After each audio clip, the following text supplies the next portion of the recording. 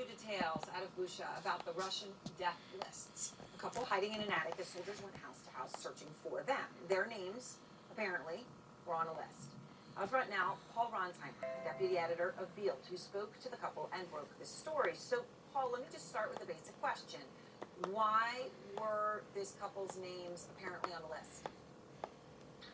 So this couple told me that they had relatives in the army, a nephew and the aunt, and they have learned that there was a list the Russians used, and they said they came with 6 soldiers to their house and they started firing right away. They were hiding in the attic. The lady said, she thought this was the end of her life when this happened. And they know from other neighbors that there only 2 soldiers came and were just asking questions. So they directly knew when they came to their address that they wanted to kill them. So they came, I understand from what they told you, to their house 6 times. What happened when the Russians came? So they're at this point, they're in the attic, right? They're basically living up there. The Russians come 6 times, so tell me what happens. So the first time they came, they went directly to the cellar and they threw grenades. I saw it myself. I was there today. I saw the rest of it and I saw the damage inside the cellar. And the other times they came to the house, they were shooting around. They were obviously trying to find them. And they were also kind of destroying mobile phones and computers. I also saw that today. And this couple, this is kind of a miracle that they survived that. It really is. And so from your understanding, they're on a list because they're related to someone who's in the Ukrainian military, that the Russians appear to have known who those people were and looked for relatives' names. That this appears to be at a level of research and detail in any kind of a list. That's correct. And if we look back some weeks just before the war, there was reports from the intelligence, from the American intelligence, also European intelligence, saying exactly this. They said when the Russians will come into towns, into cities, they will be prepared. They will know who they want to kill. And this was a warning just before the war. And now we can see that this actually was still saw bodies, like 2 bodies laying there. And they said in their street alone, 15 civilians got killed. So your team also captured these more disturbing images in Busha, the bodies of 2 men murdered, their bodies tossed in a ditch. They were covered in trash, and what you actually saw. And the story behind their murders you were able to find was extremely cruel. Can you tell me? Yeah, that's what eyewitnesses told me there, and people in the street told me that they were forced from the Russian army, from the Russian soldiers, to cook for them. So they took over their house, and then they were cooking for them, had to cook for them. And when the Russians left, so when they had to retreat, they shot them. After they'd cooked for them and provided them food the whole time? That's what people told me in that street, right? All right, Paul, thank you. It's horrible to contemplate. And in the images from Busha, one, seen around the world, just the sheer brutality, right? That, that this, when they're driving down, you see that body after body in front of house after house. Russian tank gunning down a woman riding her bicycle. Well, tonight we are learning just who that woman was. The woman on the bicycle, Phil Black, is out front with her story.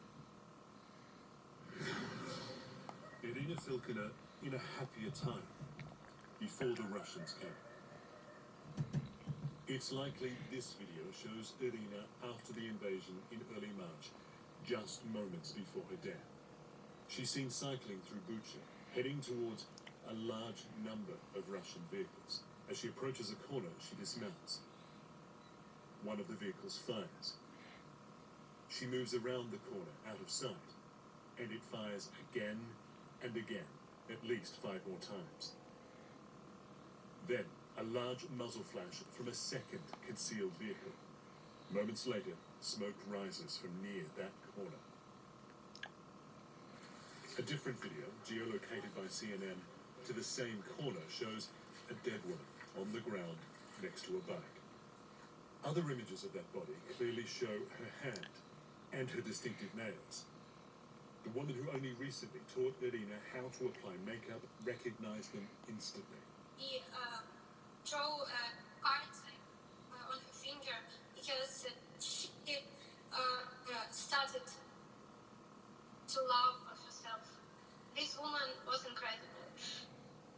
Olga Shirok didn't need to see the nails to know that was her mother's body. She tells me she doesn't know what she feels now. It's such a void, she says. When I saw it was my mother, the war faded away. The war ended with her, and I lost the war. Olga says her mother called her while she was cycling that day, not long before she was killed.